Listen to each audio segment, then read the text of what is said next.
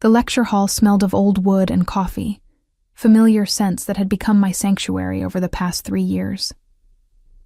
I traced my pen along the margin of my anatomy textbook, outlining the cardiovascular system with practiced precision, while Professor Chen's voice droned on about myocardial infarction. Around me, other students typed notes on laptops or whispered to each other. But I kept my head down, my dark hair falling forward like a curtain between me and the world. 3 rules. That's all I had to follow to maintain this fragile freedom. Don't fall in love. Don't marry. Don't call attention. In exchange, I got to be Hope Rossi here, just another medical student grinding through organic chemistry and anatomy practicals. Not Hope Bonaro, daughter of the most influential capo in the Bianchi mafia organization that controlled the American underground. My phone buzzed against my thigh, and I glanced down at the screen hidden beneath the desk. Marco, my brother. The text made my stomach clench. Running late. Delay 15 minutes. I texted back quickly. No problem.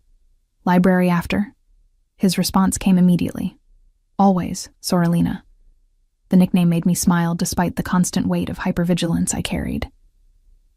Little sister. Marco had been calling me that since I was 3 years old, usually right before he let me win at cards or snuck me extra dessert when our father wasn't looking. Class ended at 3, and I gathered my books with mechanical precision, hyper-aware of the 2 men in dark suits who'd been sitting in the back row for the past 2 hours. They weren't students. They never were. My protection detail rotated every week. Different faces, but always the same watchful presence. Today it was Luca and Giovanni, both seasoned soldiers in my father's organization.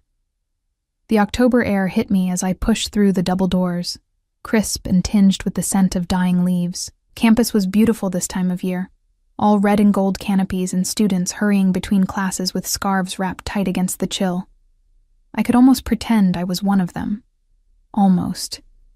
The black SUV waited at the usual spot, 3 blocks from campus where it wouldn't draw attention.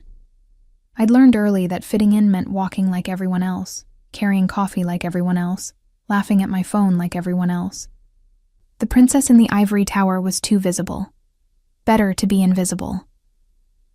Luca opened the rear door as I approached, his expression professionally neutral. Good afternoon, Miss Rossi. I slid into the leather seat, my medical bag heavy on my lap. How's your daughter, Luca? The one with the ear infection? His face softened fractionally. Much better, miss. The antibiotics you suggested worked perfectly. Good. Make sure she finishes the full course, even if she feels better.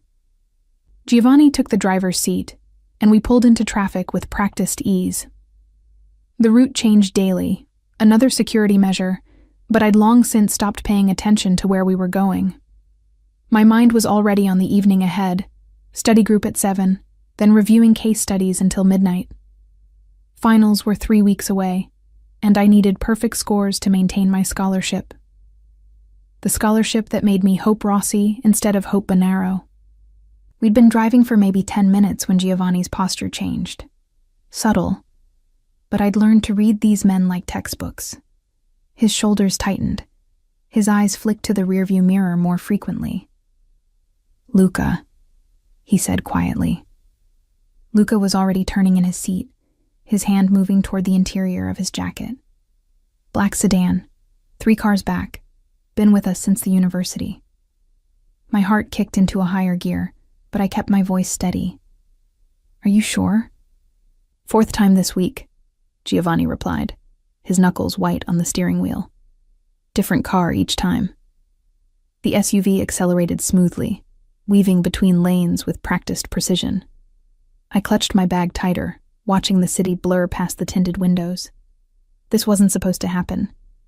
My father's protection was absolute. The Bonaro name alone should have been enough to keep threats at bay. Call Marco, Luca instructed, his phone already against his ear. Tell him we're rerouting to the safe house on Lexington. My fingers fumbled with my phone, Marco's number appearing before I'd consciously decided to dial. It rang once, twice, 3 times. "Come on," I whispered. "Pick up." The explosion came from nowhere and everywhere at once. One moment we were accelerating through an intersection. The next, the world was spinning, metal shrieking, glass shattering into 1,000 diamond fragments that caught the afternoon sun. My head cracked against something hard, and darkness swallowed everything. I came to with blood in my mouth and the acrid smell of burning rubber in my nostrils. The SUV was on its side, and I was suspended by my seatbelt, hanging at an awkward angle that made my ribs scream. Every breath felt like knives. "Luca?" My voice came out strangled, barely audible over the ringing in my ears. "Giovanni?" No response. Through the shattered window, I could see pavement and the undercarriage of another vehicle. Smoke was beginning to fill the cabin, thick and choking. Move. I had to move. My fingers found the seatbelt release, and I dropped hard onto what had been the passenger side door, my shoulder taking the impact. Stars exploded across my vision, but I forced myself to breathe through it. Medical training kicked in automatically. Assess injuries, check for immediate dangers, find an exit. The windshield was completely gone. That was my way out. I crawled forward, broken glass tearing at my clothes and skin, leaving hot trails of pain that I couldn't afford to acknowledge. Behind me, I could hear voices shouting in Italian, but the words were distorted, meaningless through the fog in my head. Fresh air hit me as I pulled myself through the windshield opening, and I collapsed onto the asphalt, gasping. The street was chaos. Cars stopped at odd angles, people running, someone screaming, and surrounding our destroyed SUV were 4 men in dark clothing, weapons visible beneath their jackets. Not my father's men. Terror crystallized into perfect clarity. I pushed myself up, ignoring the protest of bruised ribs and the blood dripping from somewhere on my scalp. Run. I had to run. I made it maybe 3 steps before rough hands grabbed my arms, yanking me backward. I struggled, remembering every self-defense lesson Marco had drilled into me. But my body wasn't cooperating. Everything hurt. Everything was slow.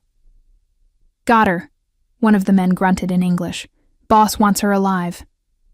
The world tilted again as they dragged me toward a waiting van. This was it. This was how it ended. All my father's precautions, all those years of careful invisibility, shattered in a single afternoon. Then gunfire erupted, sharp cracks that made everyone freeze. The hands holding me suddenly released, and I stumbled forward, catching myself against the van's open door. More shots. Shouting. The metallic smell of blood mixing with burning rubber and gasoline. When I looked up, he was there. Tall, maybe 6'2", with dark hair pushed back from a face that could have been carved from marble. He moved with fluid precision, each motion economical and lethal, his charcoal suit somehow remaining pristine despite the violence unfolding around him. 2 more men flanked him, equally efficient, equally deadly. The 4 men who'd grabbed me were on the ground now, in various states of consciousness. I didn't look too closely at them. Couldn't. The man in the charcoal suit approached me with measured steps, his dark eyes, almost black in the fading afternoon light, assessing me with clinical interest. "Hope Bonaro," he said, and his voice was smooth, cultured, with just a hint of an Italian accent that made my name sound like music. "You're bleeding." I touched my forehead, my fingers coming away red. "I'm fine." His mouth curved into something that wasn't quite a smile. "You're not fine. You're in shock, likely concussed, and there are at least 3 more vehicles full of men who want you dead heading this way." He extended his hand. "Come with me, or stay here and discover what they have planned for the capo's daughter. Your choice." Behind us, sirens began to wail. The choice wasn't really a choice at all. I took his hand. His grip was firm, warm despite the October chill, and he pulled me toward a black Mercedes that had appeared seemingly from nowhere. One of his men opened the rear door, and I slid inside, my legs suddenly boneless. The man in the charcoal suit followed, settling beside me with casual grace. Up close, I could see the details. The precise tailoring of his three-piece suit, the platinum watch on his wrist that probably cost more than a year of my tuition, the small scar along his jawline that suggested he wasn't just another pretty face in an expensive suit. "Michael Bianchi," he said, as the car pulled away from the chaos behind us. "And before you ask, yes, that Bianchi. The Bianchi family." The name every made man whispered with equal parts respect and fear. The organization that had been rivals with the Bonaro family for 3 generations, constantly jockeying for position in the hierarchy of American organized crime.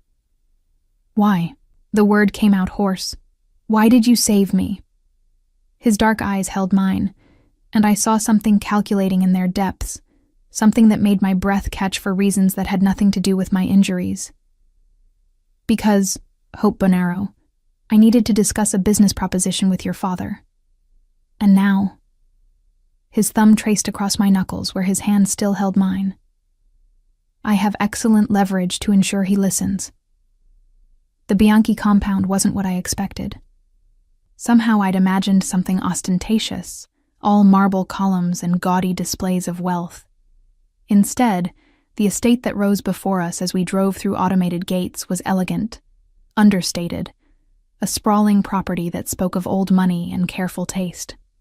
Stone and glass architecture set back from the road, surrounded by manicured grounds that probably required a small army of groundskeepers.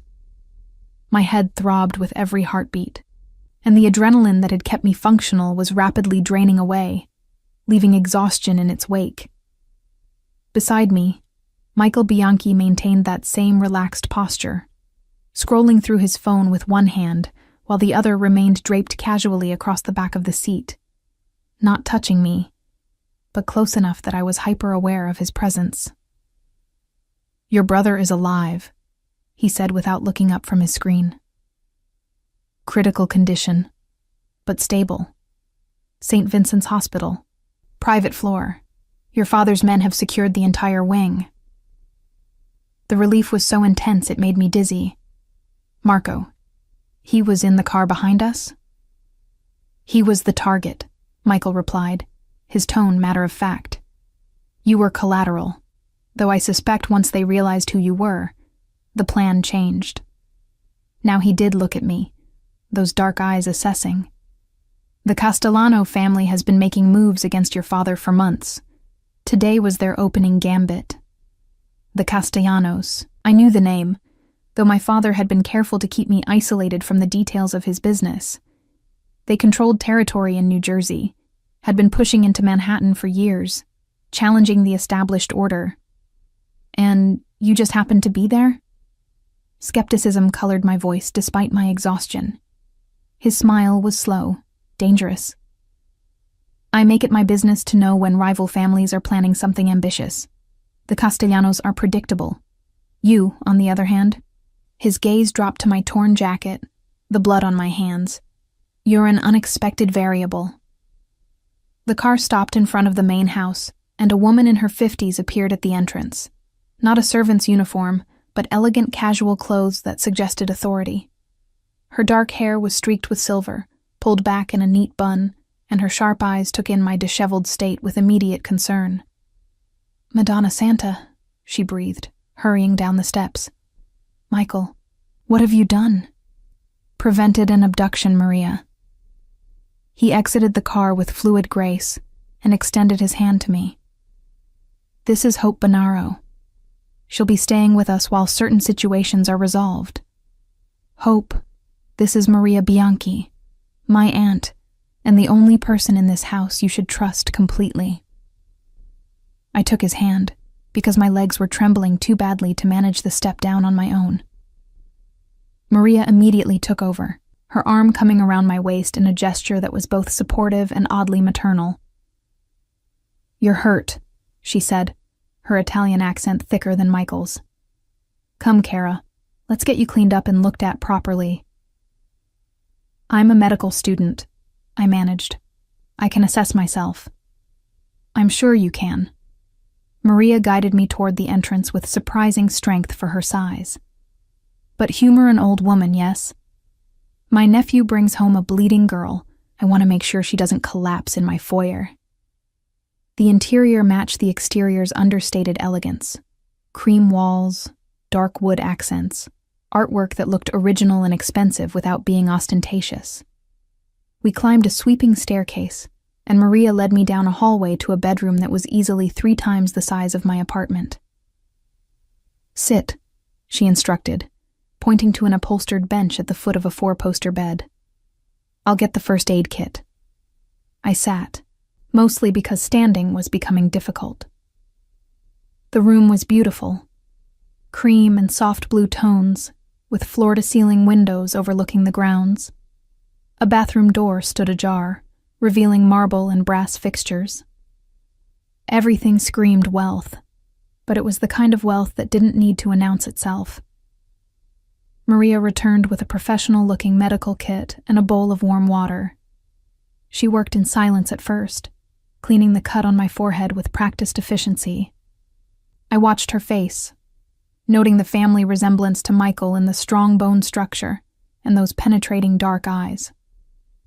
"You're wondering why he brought you here," she said finally, not a question.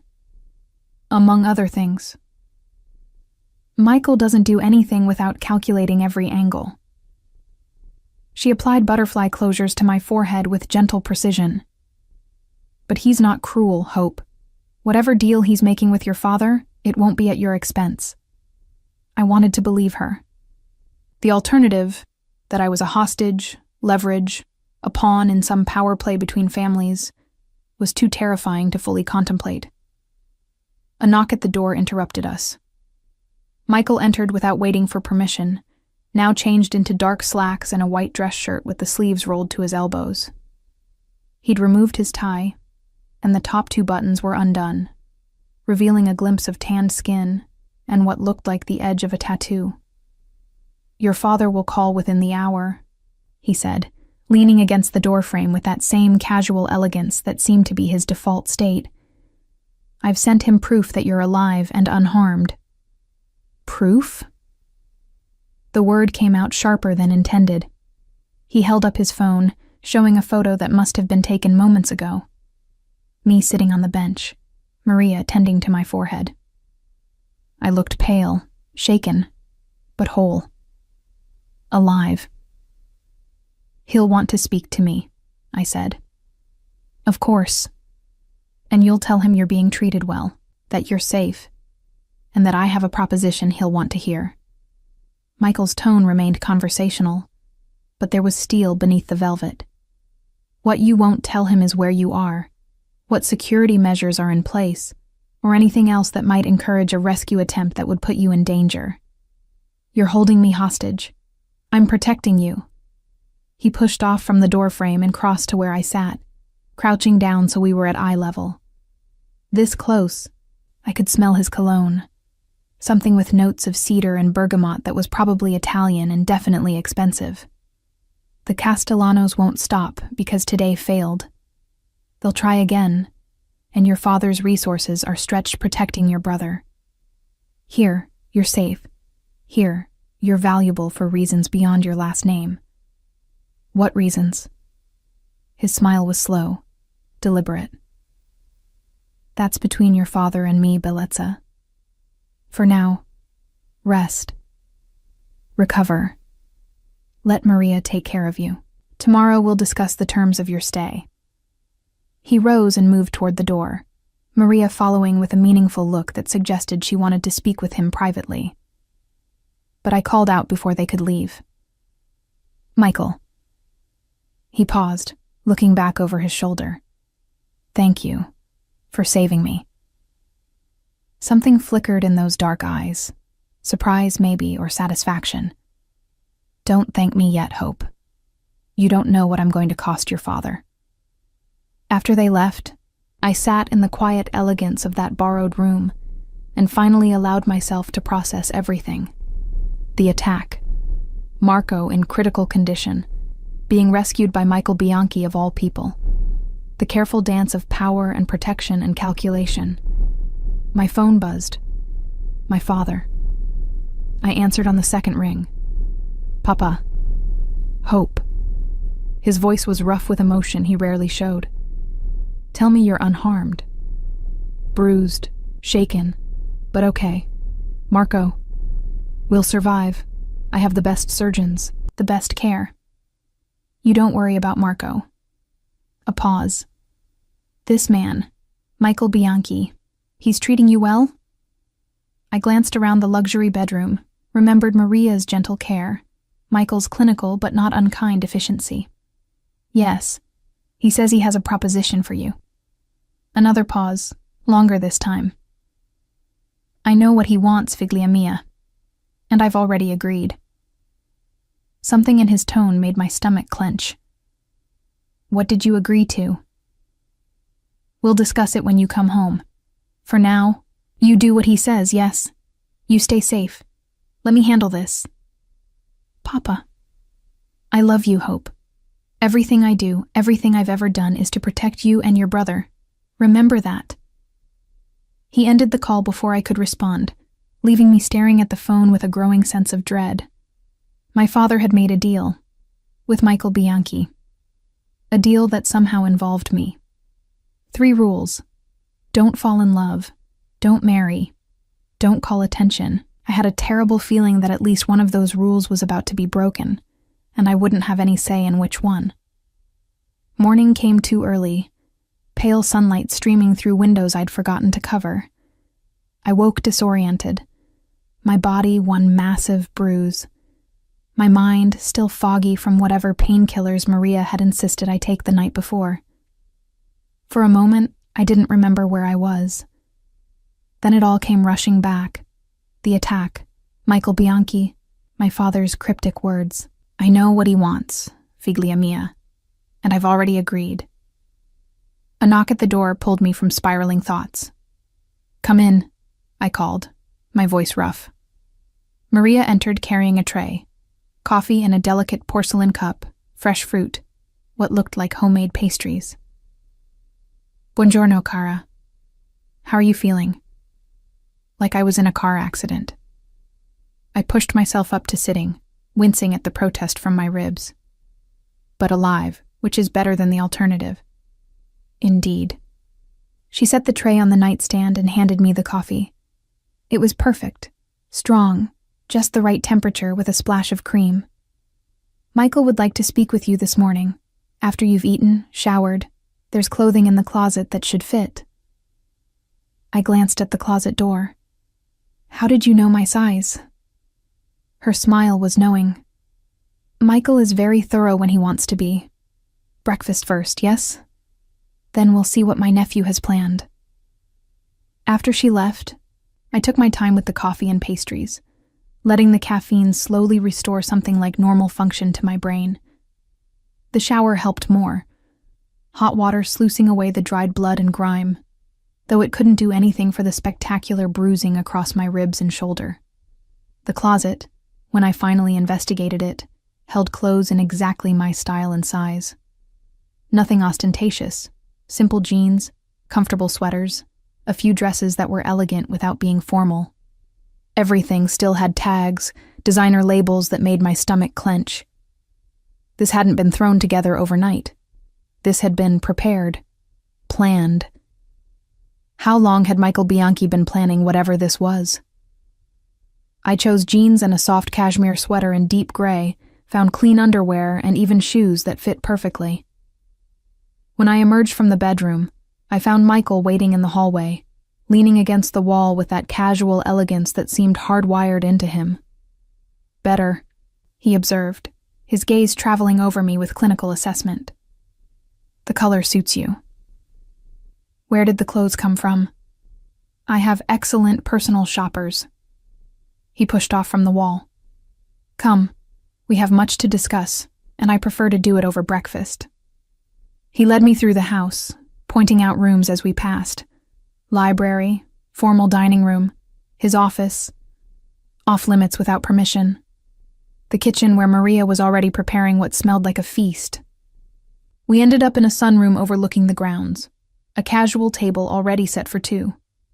Michael held out a chair for me before taking his own seat. Another man appeared, not threatening, just present, and poured fresh juice and coffee before disappearing as silently as he'd come. "Your brother improved overnight," Michael said, unfolding his napkin with precise movements. "The surgery was successful. Your father spent the night at the hospital." "How do you know that?" His smile was slight. "I make it my business to know everything that affects my interests. And right now, Hope, you are very much my interest." The food arrived. Frittata with fresh herbs, perfectly toasted bread, fruit that tasted like it had been picked that morning. I ate because my body demanded it, but my attention remained fixed on the man across from me, waiting for whatever bomb he was about to drop. "You're wondering what deal your father made," Michael finally said, setting down his fork. "What I demanded in exchange for your rescue and continued protection." The thought had crossed my mind. I asked for your hand in marriage. The words hung in the air between us, so absurd that for a moment I thought I'd misheard. Then his expression registered, serious, certain, not a hint of humor. "You're insane," I managed. "Practical." He leaned back in his chair, all relaxed confidence. "The Castellanos want to destabilize your father's organization. Killing or capturing you would accomplish that. Marrying you to me, however, creates an alliance between Bonaro and Bianchi that would make us untouchable. Together we control enough territory and influence to shut down the Castellanos permanently. So I'm a business merger. You're a solution to multiple problems." His dark eyes held mine. "And before you refuse, consider this. Your father has no other options. Marco will need months to recover. Your father can't be everywhere at once. The Castellanos have allies, resources, patience. They'll wait for the right moment and strike again, unless you're no longer a target, unless you're protected by both the Bonaro and Bianchi names." My coffee had gone cold. I set the cup down carefully, afraid that if I held it any longer I might throw it. My father agreed to this? Just handed me over like property? He agreed because he loves you enough to make an impossible choice. Michael's voice gentled slightly. "And because I made him an offer he couldn't refuse, complete protection for you, the best doctors for Marco, and a united front against the Castellanos. In exchange, I get what I've needed for years. A legitimate reason to merge our operations without appearing weak. You need me to not look weak." The laugh that escaped was harsh. "That's perfect. That's just perfect. Hope, don't." I stood abruptly, ignoring the protest from my battered body. "You don't get to use my name like we're friends. Like this is normal. You orchestrated this. You probably knew about the attack before it happened." I did. His admission was matter of fact. "I knew the Castellanos were planning something. I didn't know when or where, but I had people watching. When it happened, I responded. You could have warned us. And risk you going underground where I couldn't reach you. Risk your father putting you somewhere even I couldn't find you." He rose as well, moving around the table with predatory grace. "No, Bellezza. I needed you vulnerable enough to accept my protection. Desperate enough that your father would see reason. You manipulated everything. Yes." He stopped close enough that I had to tilt my head back to maintain eye contact. "But I didn't create the threat. I didn't make the Castellanos target your family. I simply used an existing situation to my advantage. That's what leaders do, Hope. We see opportunities, and we take them. I'm not an opportunity. I'm a person. You're both." His hand came up, and I flinched before I could stop myself. He froze, something flickering across his face that might have been regret.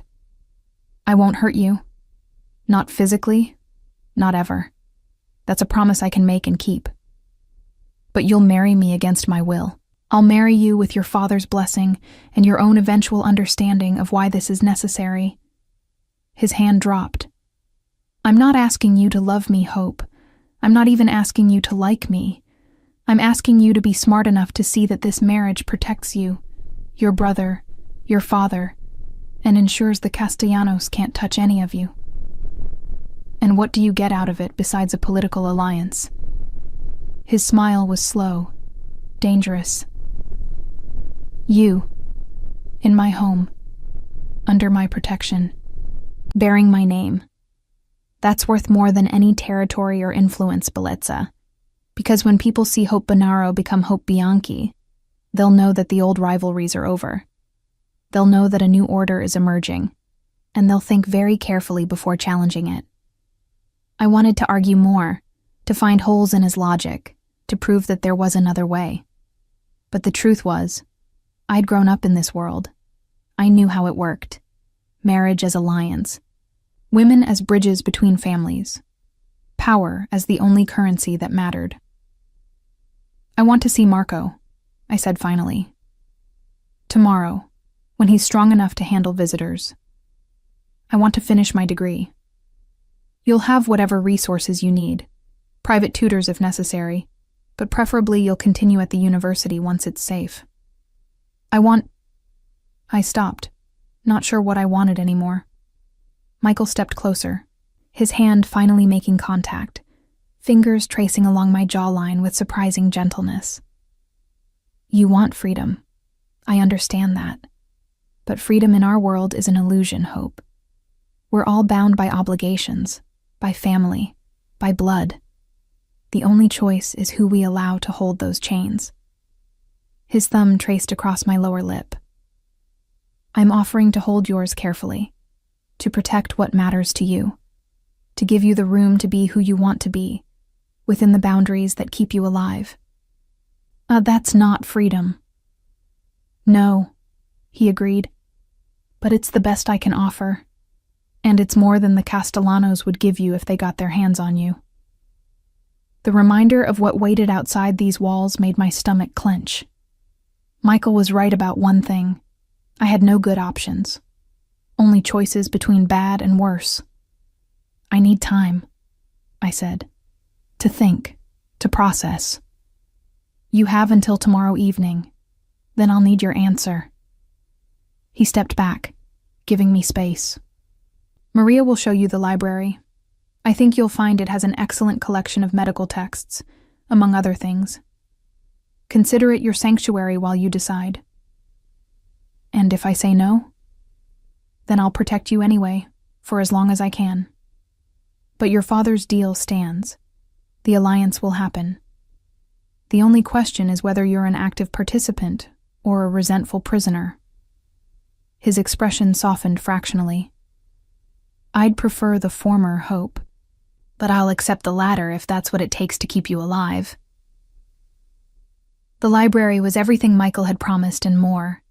3 floors of floor-to-ceiling bookshelves, comfortable reading nooks with leather chairs, and windows that flooded the space with natural light. I found the medical section easily, comprehensive texts on everything from anatomy to surgical techniques, including several rare editions that should have been in museums. I pulled down a volume on cardiovascular surgery and settled into a window seat, trying to lose myself in diagrams of the human heart. Instead, I kept seeing Michael's dark eyes, hearing his matter-of-fact explanation of how he'd manipulated everyone into this situation. I needed you vulnerable enough to accept my protection. The cold calculation of it should have repulsed me. Would have repulsed me if I'd been anyone else. But I'd grown up in this world, daughter of a man who made similar calculations daily. The difference was that my father had always presented his decisions as protection, as love. Michael just presented them as strategy, which was more honest. You're thinking too hard. Maria's voice made me look up. She'd entered so quietly I hadn't heard her. That's not always wise in this house. Is anywhere safe to think? The library, the gardens when weather permits, your room. She settled into the chair across from mine. Michael has made it clear that your privacy is to be respected. No surveillance in the spaces he's designated as yours. How generous. It is, actually. Her expression turned serious. My nephew is many things, Hope. Calculating, ambitious, sometimes frighteningly intelligent. But he's not cruel. If he says you'll have freedom within boundaries, he means it. I set the book aside. Did you know about his plan to force this marriage? I knew he was considering an alliance with the Bonaros.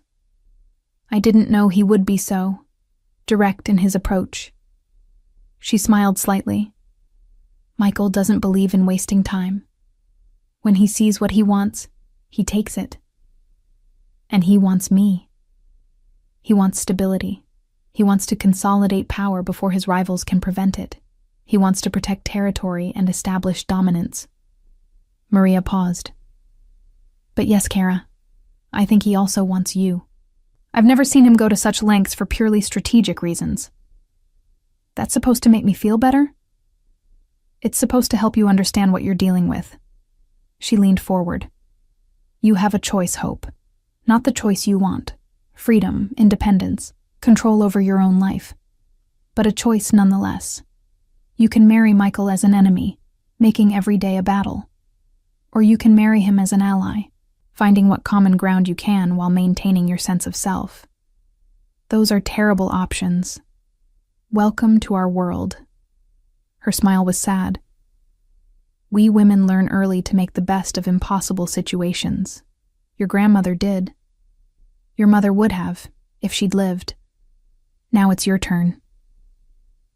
The mention of my mother, who I barely remembered, sent an unexpected pang through my chest. She died when I was 6, supposedly in a car accident, but I'd overheard enough whispered conversations to suspect the truth was more complicated. Did you know my mother? I met her once, at a gathering between families. She was beautiful, kind, and utterly terrified of your father's world. She never adjusted, never found peace with what her life had become. Maria's gaze held mine. Don't make her mistake, Hope. Don't spend your life fighting reality. Accept what you must accept, and then carve out whatever happiness you can within those constraints.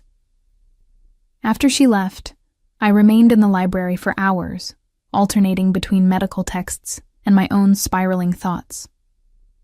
The building had been designed for sound containment. I could hear no footsteps, no voices, just the occasional creak of old wood and the whisper of turning pages. Dinner was brought to me on a tray. Pasta with a cream sauce that tasted homemade, fresh bread, a glass of wine I didn't touch. After eating, I ventured out into the hallway, exploring with the tentative curiosity of someone who wasn't sure if they were a guest or a prisoner. I found Michael in his office. The door opened despite his earlier declaration that it was off limits. He was at his desk, shirt sleeves rolled up, tie discarded, reading what looked like financial documents with fierce concentration. The desk lamp cast dramatic shadows across his face, emphasizing the strong line of his jaw and the slight furrow between his brows. Are you going to stand in the doorway all evening, or are you going to come in? He asked without looking up. I stepped inside, noting details, more books, a chess set on a side table, photographs on the wall showing what must have been previous generations of Bianchis. How did you know I was there? Your perfume. Something with vanilla and honey. Now he did look up, setting down his pen. You're not wearing any right now, but the scent lingered from earlier. You stood in that exact spot for approximately 30 seconds before I spoke. That's unsettling. That's awareness. It keeps you alive in my line of work. He gestured to one of the leather chairs facing his desk. Sit. You look like you have questions. I sat, because standing felt too much like a confrontation I wasn't ready for. Tell me about your parents. The request clearly surprised him. Why? Because I'm apparently going to marry into this family. I'd like to know what I'm getting into. He leaned back, steepling his fingers.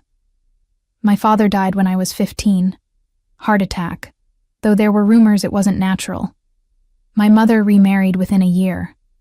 a man from the Chicago organization who consolidated his power by absorbing what remained of my father's territory. That's why you're so focused on consolidation. You watched someone else do it to your family. Perceptive. His smile was slight. Yes.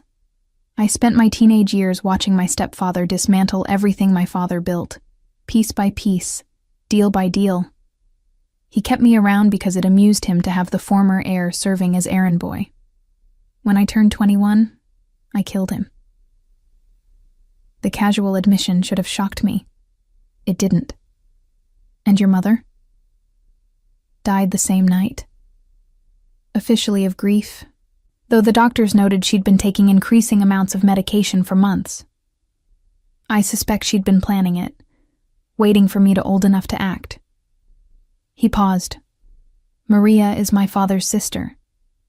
She took me in after, helped me rebuild what was left, taught me that power without patience is just violence. Is that what this is? Patience. This is strategy. The Bonaros and Bianchis have been rivals for 3 generations, Hope. That rivalry has cost both families territory, influence, and blood. Your father sees it. I see it. The only question was how to end it without one family destroying the other. He rose, moving around the desk to lean against it, close enough that I had to look up to maintain eye contact. You're the answer to that question. I'm a person, not an answer. You're both, and the sooner you accept that, the easier this will be. I stood as well, refusing to let him have the height advantage. What if I say no tomorrow? What's your plan then? I'll convince your father to install you in a secure location, somewhere the Castellanos can't reach. You'll live under constant guard, unable to finish your degree, unable to have anything resembling a normal life. And when your father eventually dies, which in our world he will, you'll be alone. Without protection. Without options.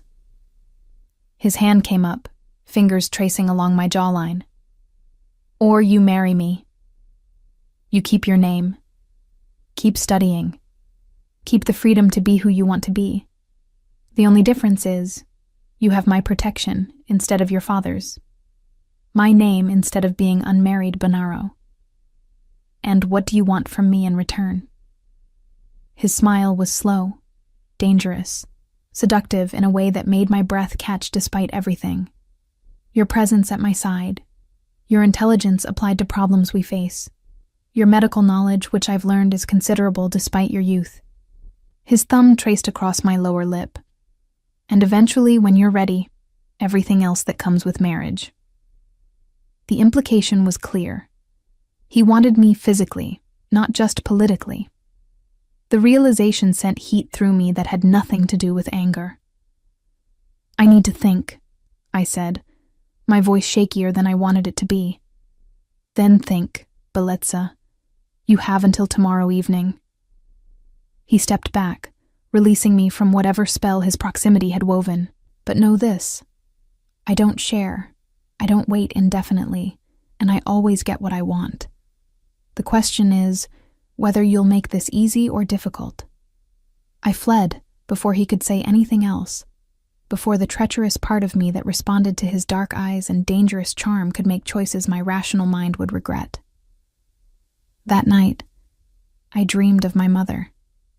She was sitting beside my childhood bed, stroking my hair the way she used to when I was small. In the dream, she spoke words I couldn't quite hear, but her message was clear. Survive, figlia mia. Whatever it takes, survive. I woke with tears on my face and a decision crystallizing in my chest. Michael Bianchi was offering me survival. Not happiness, not love, not freedom, but survival with dignity. In our world, that was more than most women got. Tomorrow evening I would give him my answer. And God help me, I already knew what it would be. The morning of decision dawned clear and cold. November announcing its arrival with frost on the windows and a bite in the air that penetrated even the house's excellent insulation. I'd slept poorly, My dreams a chaotic mix of the car accident, Michael's dark eyes, and my mother's ghost offering advice I couldn't quite understand. Maria found me in the library again, curled into the same window seat with a book I wasn't really reading.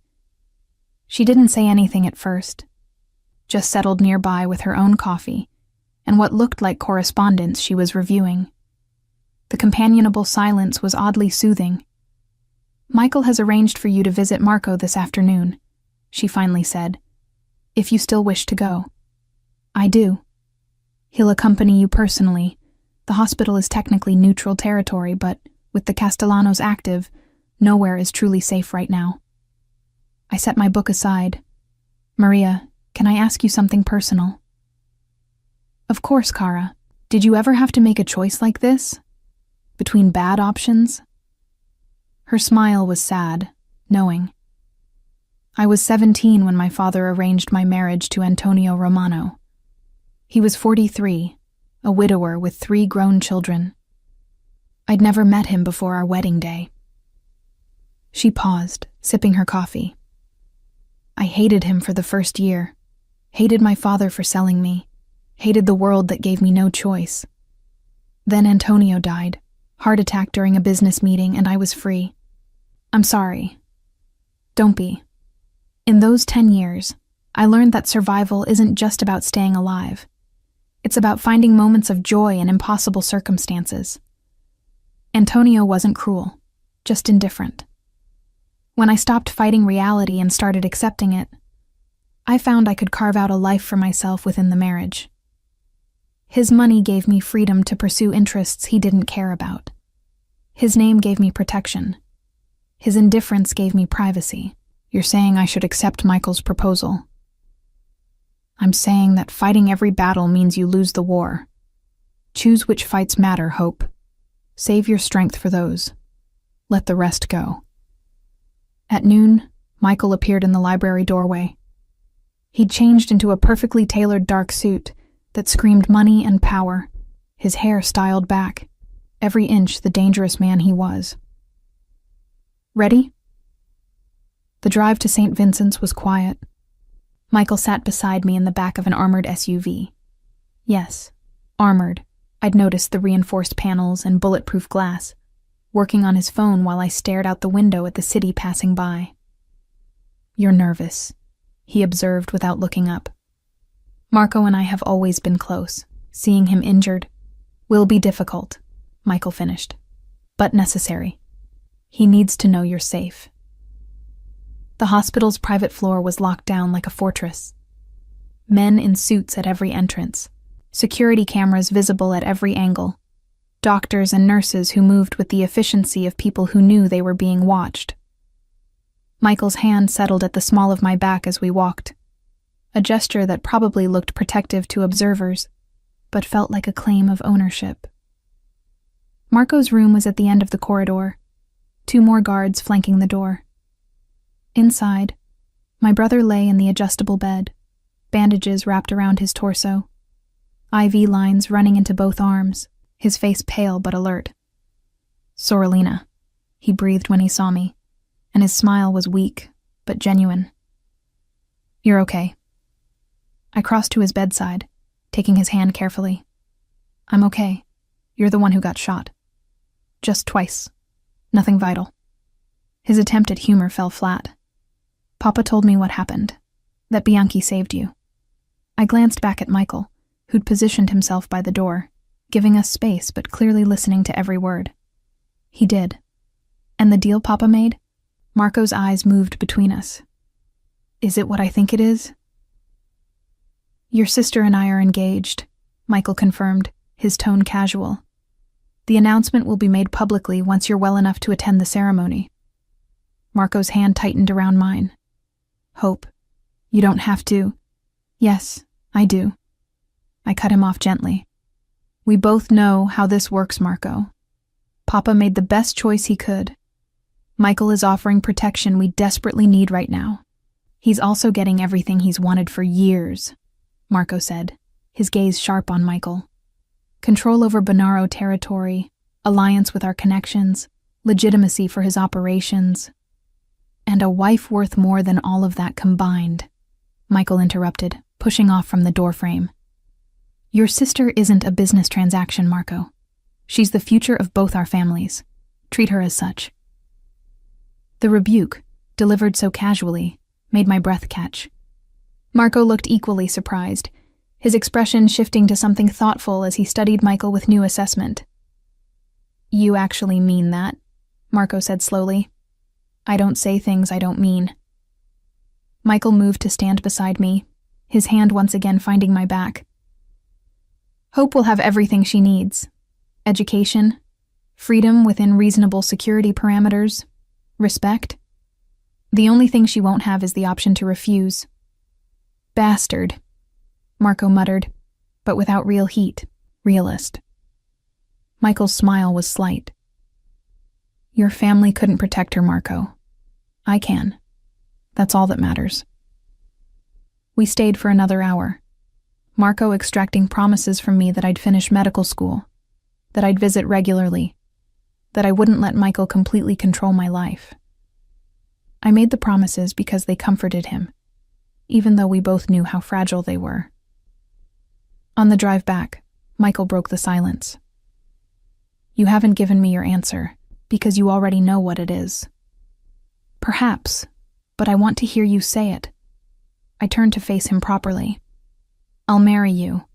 I'll play the role you need me to play, stand beside you at public events, help build whatever alliance you're creating. But I want things in return. Name them. I finish my medical degree no matter what.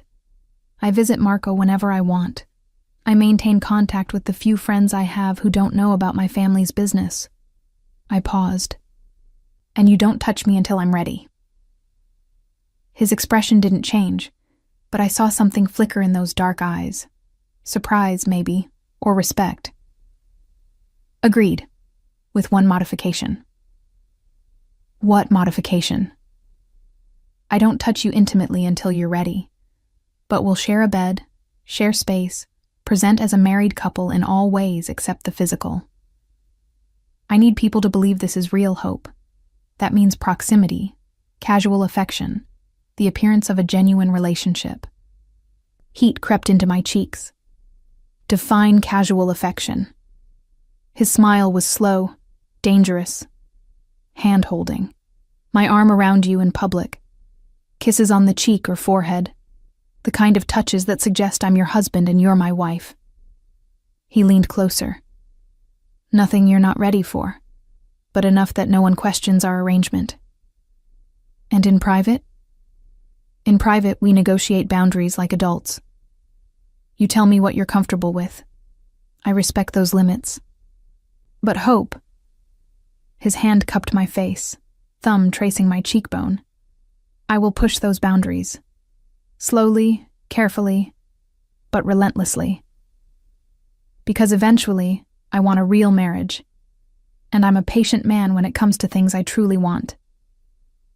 The promise in his voice made my pulse quicken. You're very confident. I'm very certain. He released me, sitting back.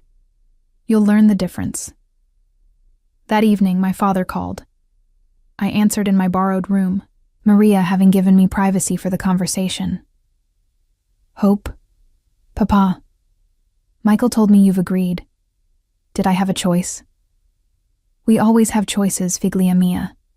They're just not always the choices we want. His voice was tired, years of carrying the weight of our family evident in every syllable. Your mother would be proud of you. You're stronger than she was, more practical. You'll survive this. Is that all you want for me? Survival? I want you happy, safe, loved. But in our world, survival comes first. Everything else is luxury. A pause. Michael Bianchi is a good man in a bad business, Hope. He'll keep his word to you. Hold him to it. After we hung up, I stood at the window, looking out over the Bianchi estate. Somewhere in this elegant prison, Michael was planning our future, our wedding, our public image, the empire we'd build together. And I was standing in a borrowed room wearing borrowed clothes, agreeing to a borrowed life. But Maria's words echoed.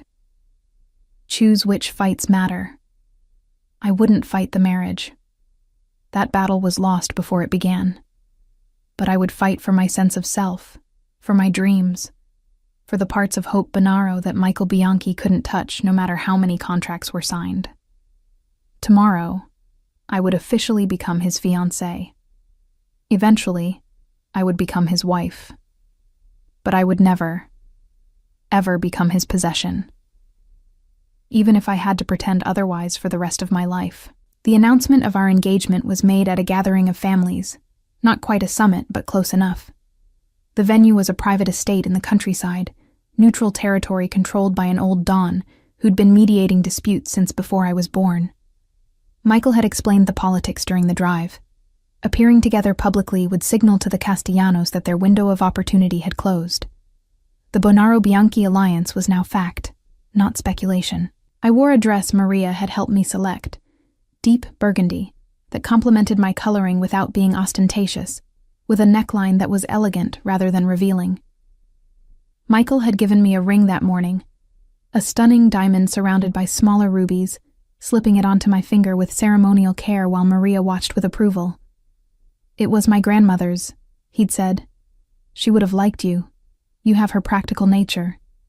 Now, standing in a ballroom filled with the most dangerous men in the American underworld and their families, I felt anything but practical. I felt like an imposter, a medical student playing dress-up in a world of killers and power brokers. Michael's hand was warm at my waist, his presence beside me both reassuring and unnerving. He'd been teaching me the politics all week, which families were allies, which were neutral, which were actively hostile. The Castellanos were here, of course, Marco's cold gaze tracking us across the room. Smile, Michael murmured against my ear. You look terrified, and that's the last thing we want to project. I forced my lips to curve. I am terrified. Good. Fear keeps you alert. Just don't let them see it. My father appeared, moving through the crowd with the confidence of a man who'd ruled his territory for 30 years. Behind him, leaning heavily on a cane but upright, was Marco. My brother shouldn't have been here. The doctors had protested his discharge, but he'd insisted. This was too important to miss. Papa, I breathed as he reached us. Figlia mia. He embraced me carefully, mindful of the watching eyes. You look beautiful. Your mother would be so proud. Would she? I couldn't help asking. Or would she hate what you've done? His expression flickered with old pain. She would understand that I had no choice, that this was the only way to keep you safe. He turned to Michael, extending his hand. Bianchi. Bonaro. They shook, a gesture loaded with significance. 2 families, 3 generations of rivalry, ending with a handshake and a ring. Marco reached me next, pulling me into a one-armed hug that made him wince. If he hurts you... He won't, Michael interrupted calmly. I've made that promise to Hope, and I'm making it now to you and your father. She'll be protected, respected, and given every resource to pursue her own path. My word as head of the Bianchi family. Marco studied him for a long moment.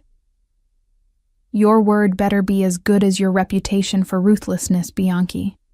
Because if it's not, then you'll have legitimate cause to start a war I'd rather avoid. Michael's smile didn't reach his eyes. But it won't come to that. I take care of what's mine. The evening progressed with excruciating slowness. We made the rounds, accepting congratulations that ranged from genuine to barely concealed resentment. Michael never left my side, his hand a constant presence at my waist or back, subtly steering me through conversations and away from potential trouble. It was during dinner that the Castellanos made their move. Marco Castellano, different Marco, confusing, approached our table with practiced ease, his smile pleasant, and his eyes calculating. Bianchi, Miss Bonaro, congratulations on your engagement. Castellano. Michael's tone was neutral, but I felt the tension in his body. Such a sudden romance. Castellano's gaze moved to me, assessing. One might almost think it was more business arrangement than love match. One might think a lot of things, Michael replied smoothly, but Hope and I prefer privacy regarding our personal affairs. Of course, Castellano waved a hand dismissively. Though I must admit, I'm curious how a medical student managed to capture the attention of New York's most eligible bachelor. You must have quite the bedside manner, Miss Bonaro. The insult was clear, the implication obvious. Before Michael could respond, before I could even process my own reaction, I found myself speaking. Actually, Mr. Castellano, it was my ability to identify when someone is full of shit that caught his attention. I smiled sweetly. A skill I'm demonstrating right now, as you passive-aggressively suggest I'm nothing more than a prostitute who got lucky. Would you like me to continue? Or shall we drop the pretense of civility? The table went silent. Michael's hand tightened fractionally on my waist. Warning or approval, I couldn't tell. Castellano's expression hardened, his mask of pleasant civility cracking. You're quite spirited, he said finally. I'm quite unimpressed with transparent intimidation tactics. I held his gaze. Michael and I are engaged. The alliance between Bonaro and Bianchi is now formalized. Your window to destabilize my family closed the moment I agreed to wear this ring. These are facts, Mr. Castellano. No amount of veiled insults will change them. Hope, my father's voice carried a warning. But Michael was smiling, a genuine expression of delight that I'd never seen before. I believe my fiancée has made herself clear, Castellano. Was there anything else you wanted to discuss? Castellano's jaw worked. Then, surprisingly, he laughed. Short and bitter, but real. You've chosen well, Bianchi. She'll need that spirit to survive in your world. He nodded once and walked away, rejoining his family at their table. That was incredibly stupid, Marco hissed from beside me. Or incredibly brave, Michael countered. Castellano respects strength. Hope just demonstrated she won't be cowed by intimidation. That's valuable. My father looked less convinced, but he said nothing. Just reached across the table to squeeze my hand once before returning to his meal. The rest of the evening passed without incident, though I caught Castellano watching us several times, his expression thoughtful rather than hostile. By the time we left, exhaustion had settled into my bones, not physical tiredness, but the emotional drain of maintaining a facade for hours. In the car, Michael finally spoke. You surprised me tonight. By standing up to Castellano, by doing it so effectively. He turned to face me. I expected you to let me handle it, to play the demure fiancé. Instead, you took control of the situation. Is that a problem? It's unexpected, and rather exciting. His smile was slow, dangerous. You're not going to be the quiet, compliant wife I expected, are you? I never agreed to be quiet or compliant. I agreed to marry you. There's a difference. Indeed there is. His hand found mine, thumb tracing over the engagement ring. This is going to be interesting, Bellezza. More interesting than I anticipated. 2 weeks later, the wedding was held at a private chapel on the Bianchi estate. It was small by mob wedding standards. Only immediate family and closest allies. Less than 50 people. I wore a simple ivory dress, elegant but not elaborate. My hair styled by Maria with delicate flowers woven through the dark strands. My father walked me down the aisle, Marco standing beside Michael as an honored witness to the union of our families. The ceremony was traditional Italian Catholic, conducted by a priest who'd been serving the Bianchi family for decades. When Michael lifted my veil and spoke his vows, his dark eyes held mine with an intensity that made my breath catch. I, Michael Luca Bianchi, take you, Hope Isabella Bonaro, to be my wife. I promise to protect you with every resource I possess, to honor your intelligence and strength, and to build with you something stronger than either of our families have ever known. My own vows felt inadequate by comparison. I, Hope Isabella Bonaro, take you, Michael Luca Bianchi, to be my husband. I promise to stand beside you, to use my knowledge and abilities to serve our shared future, and to be honest even when honesty is inconvenient. The priest blessed our union, and Michael kissed me, our first real kiss, not the chaste pecks on the cheek he'd limited himself to during our engagement. It was thorough, claiming, a statement to everyone watching that I was his now in every way that mattered. The reception was elegant, but subdued. No ostentatious displays, no excess, just good food, better wine, and the careful politicking that always accompanied gatherings of dangerous men. I danced with my father, with Marco, with several of Michael's lieutenants, and finally, with my husband. Mrs. Bianchi, he said, as we swayed to music provided by a string quartet. How does it feel? Surreal, terrifying, oddly right. I looked up at him. I never thought I'd end up here. Married to me specifically, or married at all? Both.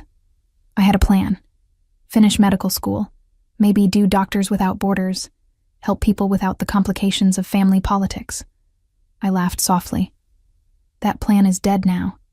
Not dead, adapted. His hand tightened at my waist. You'll finish medical school, Hope. And when you do, we'll find ways for you to help people that don't involve leaving my protection. Clinics in our territory, perhaps. Medical support for families who can't afford proper care. Your knowledge doesn't have to be wasted just because you're my wife. The gesture, small but significant, made something in my chest loosen. You mean that? I always mean what I say to you. He leaned down, his lips brushing my ear. I told you I wanted a real marriage, Bellezza. That means supporting your dreams, not crushing them. That night, he carried me across the threshold of our bedroom. The suite was massive, dominated by a 4-poster bed with fresh linens and soft lighting. Michael set me down carefully, his hands lingering at my waist. I remember our agreement, he said quietly. Nothing you're not ready for. But hope. His fingers traced up my spine to the zipper of my dress. Tell me what you are ready for. Because I've been patient for weeks, and seeing you in this dress all day has tested every limit I have. My hands found his tie, loosening it with trembling fingers. I'm ready for you to keep your promise, to show me that this marriage can be more than politics and protection. I met his dark gaze. I'm ready to try, Michael, to see if we can build something real. His kiss was his answer. Thorough, demanding, patient, and urgent all at once. We took our time that night, learning each other with careful attention, building something fragile but genuine from the ashes of forced circumstances. And when morning came, when I woke wrapped in his arms with sunlight streaming through windows overlooking the estate, I realized something fundamental had shifted. I was Hope Bianchi now. Not just in name, but in reality. Michael's wife, his partner, his equal in ways neither of us had fully anticipated. The next months unfolded with surprising ease. I returned to medical school under heavy security, my classmates assuming my marriage was some kind of whirlwind romance rather than arranged alliance. Michael kept his promises. I had freedom to study, to see Marco, to build a life that felt authentically mine within the boundaries of his world. The Castellanos made one more attempt to destabilize things, targeting a Bianchi warehouse in New Jersey. Michael's response was swift and devastating. Not violence, but the kind of economic pressure that left them scrambling to maintain their own territory. Within 3 months, they'd sued for peace, acknowledging the new order. My role evolved from reluctant bride to active participant. Michael began consulting me on medical issues affecting families in his territory, putting me in charge of establishing a clinic that provided quality care regardless of ability to pay. I recruited doctors who didn't ask too many questions, nurses who understood discretion, and built something that actually helped people. Marco recovered fully, though he'd always walk with a slight limp. He and Michael developed a grudging respect that eventually became genuine friendship, united by their mutual desire to protect me and build something better than what previous generations had created. And Michael, dangerous, calculating Michael, proved to be a husband I hadn't expected. Demanding, yes. Possessive, absolutely. But also supportive, intellectually engaging, and surprisingly gentle when we were alone. He pushed me to be stronger, smarter, more strategic. And I pushed back, refusing to let him make unilateral decisions that affected us both. "We're partners," I told him one night after a particularly intense discussion about expanding operations. "You can't just decide things without consulting me." "You're right." His admission surprised me. "I've been operating alone for so long, I forget that your perspective matters as much as mine."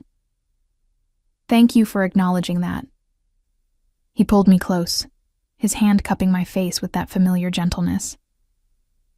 "Hope, Bianchi, you've become the most dangerous thing in my life." "How so?" "Because I love you." The confession, raw and honest, made my breath stop. I didn't plan to. Didn't expect to. But somewhere between forced engagement and reluctant marriage, you became everything. My wife, my conscience, my reason for building something better than what I inherited. Tears pricked my eyes. "I love you too. God help me, but I do." His kiss was answer and promise and beginning all rolled into one. We'd started as strangers forced together by circumstances neither of us controlled. We'd become partners through necessity and choice. And somehow, impossibly, we'd become lovers who'd chosen each other despite everything. The world we lived in was still dangerous, still morally complex, still built on foundations I didn't always agree with. But within that world, we'd carved out something genuine, something worth fighting for. I was Hope Bianchi, medical student, mob wife, and survivor, and I wouldn't have it any other way.